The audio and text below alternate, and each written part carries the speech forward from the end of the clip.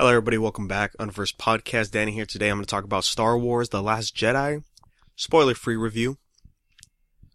And you're probably wondering, why is there no intro like usual?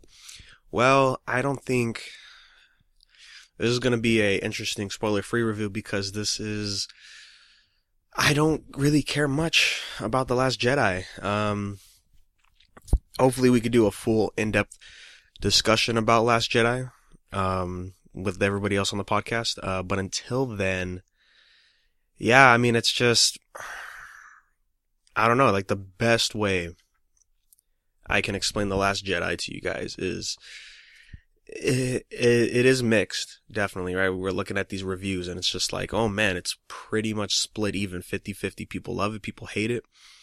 And it's like, yeah, wait, why? What's going on? What is causing this movie to get this kind of criticism, right? I mean, after all, it was built up so much, right? These trailers, like The Jedi Must End, all this crazy stuff, and this is the result, you know? I mean, watching it thinking like, man, there's a lot of problems here, man. It's just what the direction they're trying to move Star Wars to is the problem I have.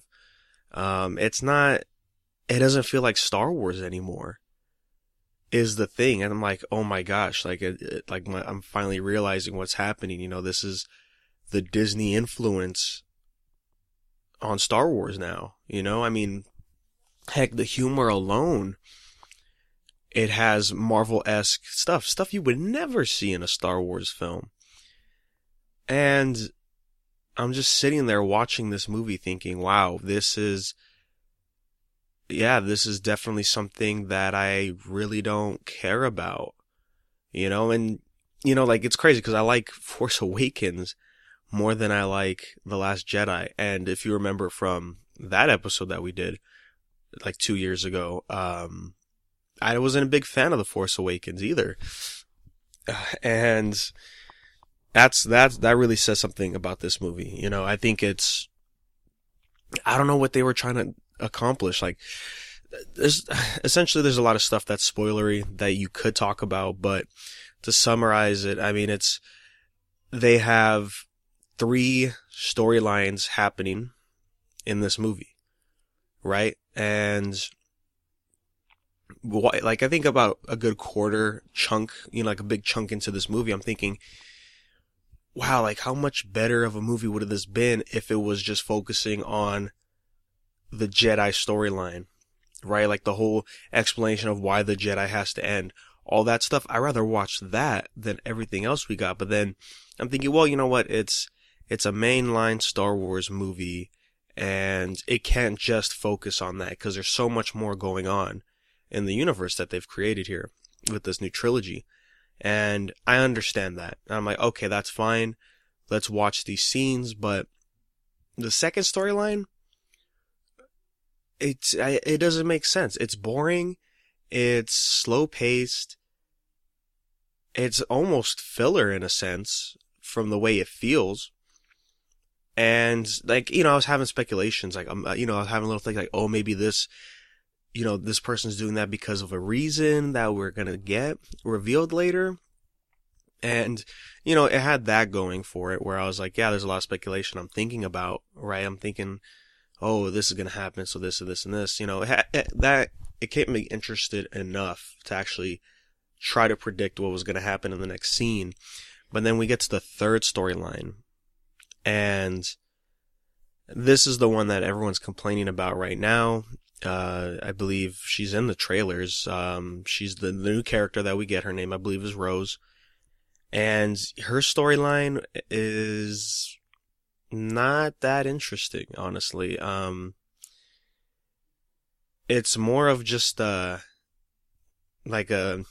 said it best? I believe it was Jeremy Johns or Chris Stuckman. I forget who said it, but one of those guys said, this feels like a mini episode, right? This feels like a one shot. And I'm like, oh my gosh, like, they are right. This feels like it could be its own standalone thing and like a short or something, you know? And I think people like a bonus clip, right? A bonus little movie when you buy The Last Jedi on Blu-ray. It's like, oh, see what these characters were doing while everything else was going on in the movie.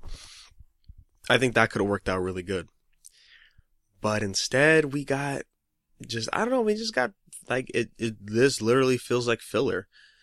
It just doesn't really do it for me. And there's some messages that it brings out, and I'm just thinking, well, those are good messages, but that's not what you use Star Wars for, right? Like, you don't bring in Star Wars to do that, right? That's not what should be a main concern right now, especially everything going on, you know?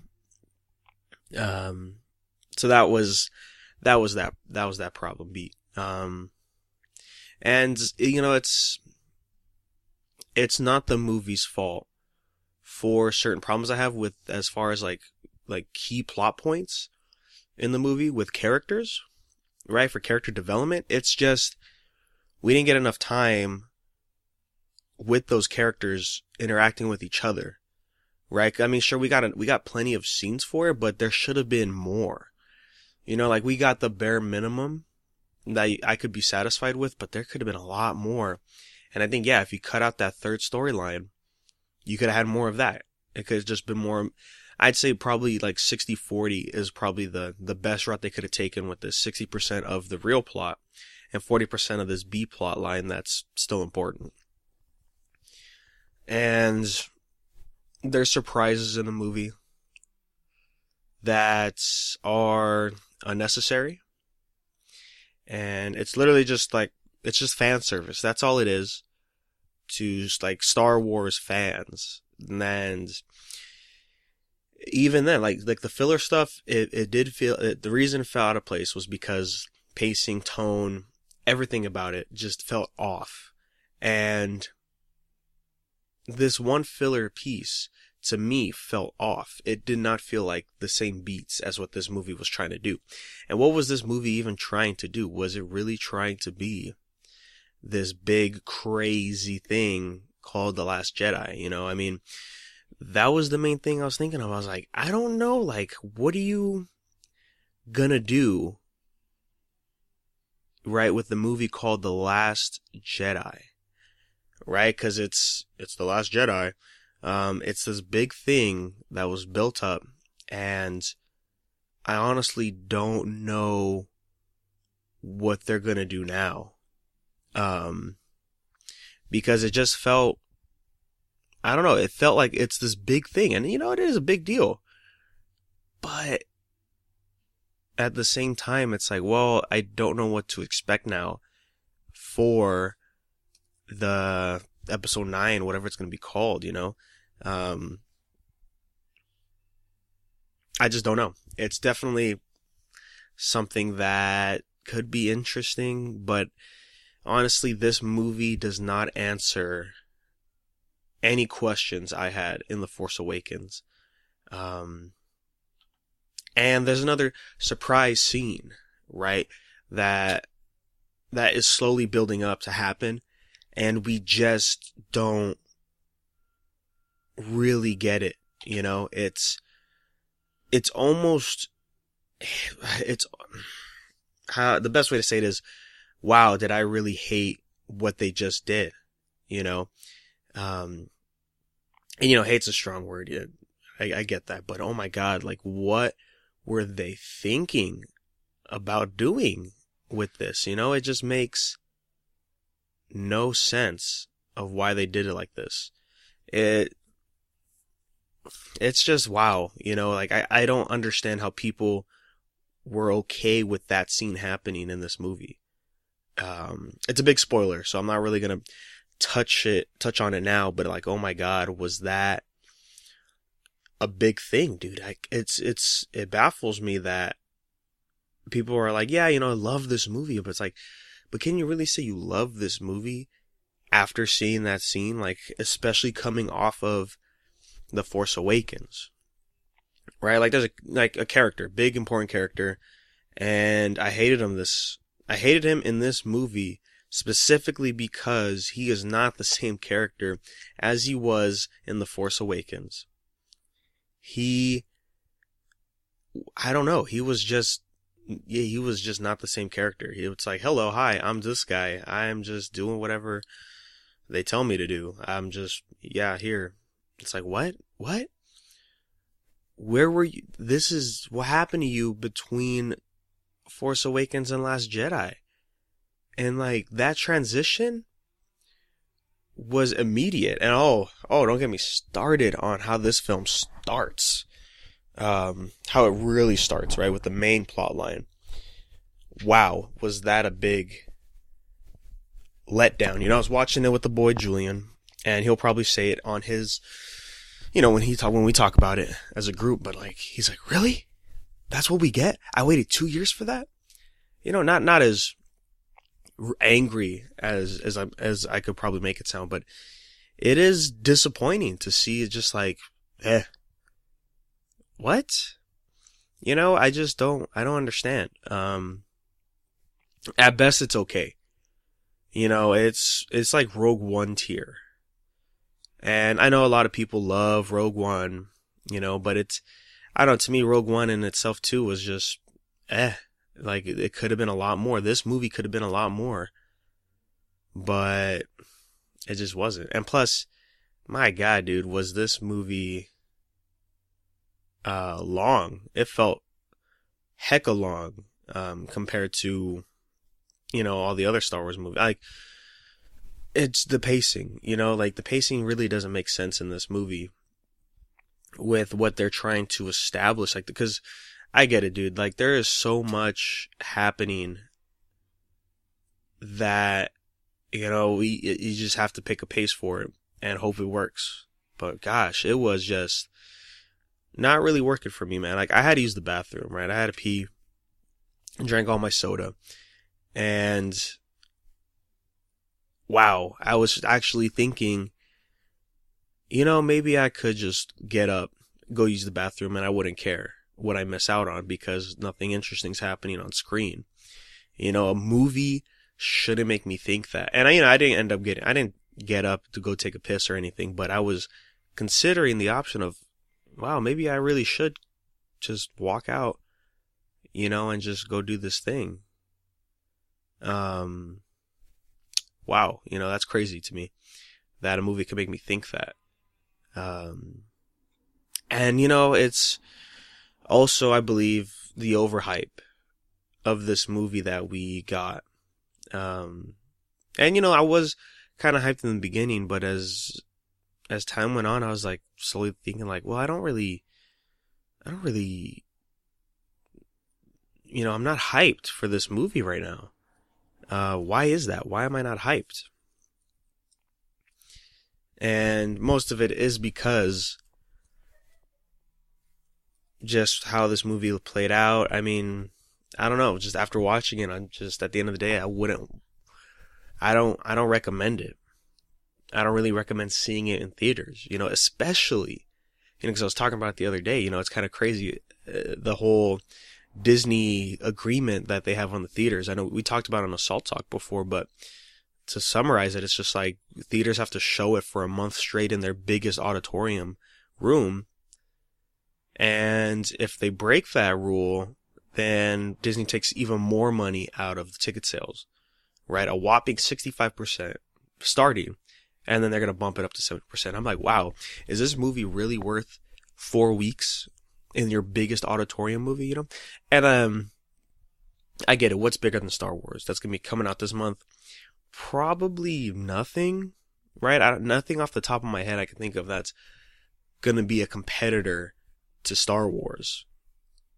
But if there was, I would say it's not worth being up there for 4 weeks. We have a theater out here that has a IMAX room, and that IMAX room is going to be playing Star Wars for a whole month. And if there was another movie, then yeah, I would recommend take down Star Wars, dude. Like, go put that other movie there.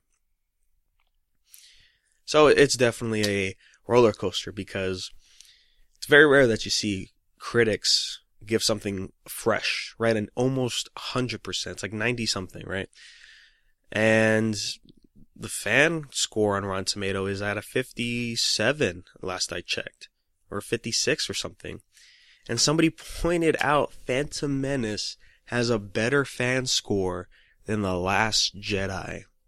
You know, wow, what timeline are we living in, guys? This is some crazy stuff. Wow, is all I could really say. Like, this movie proves that, yes, it is a powerhouse because of how much money it made, and also how a movie that is poorly paced and, to an extent, poorly edited, still be a big success, while we get a movie like Justice League, which has a fighting chance, right? If you're people like us who are really critical about these kind of movies. And then you just, you see that movie fail because of its problems. But I think Force Awakens kind of has the same type of problems. Like, if you had to tell me which movie I would go rewatch out of those two, it'd probably be Justice League, because at least with Justice League, I know that there's actually something there that interested me, whereas The Last Jedi does not really pique my interest at all. I mean, it kind of did, mainly because, oh man, I wonder what they're gonna do. Right? Because there's still one more movie after this. Right? Like, what could they possibly do after this? It's such a big deal. And then see what they do. And I was like, okay, I can honestly care less about the next movie, because I don't know, everything we're probably going to get in the next movie should have been in this one. And that is a problem. So, I mean, that's all I kind of really have to say, right? And, oh yeah, there's some choices in here about that Star Wars fans could be upset at, and some of them are upset at this. And I'm sitting here thinking, yeah, this is definitely weird. And I'm just a casual fan, sure, I've seen all the movies at least once, but to see things happen here, I'm just like, what? I don't remember that. Is that canon? It's canon now. So it's definitely, I don't know. There were definitely a lot of nods and hints and nods and what you will to all the other movies. This movie was trying to be Empire, right? It wanted, because everyone's like comparing Force Awakens. Yes, Force Awakens is essentially just A New Hope. That's all it is.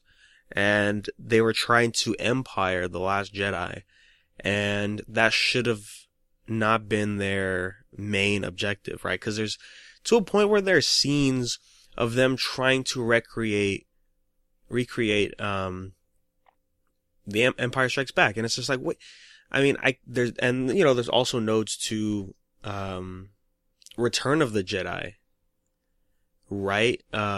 With certain plot points, costume design, and what have you in this movie, which I thought were consistent with the plot line in this movie. But again, it's like, you're just trying to pay homage. You're just trying to have people say like, oh man, look, he's wearing that like when he wore that in this movie.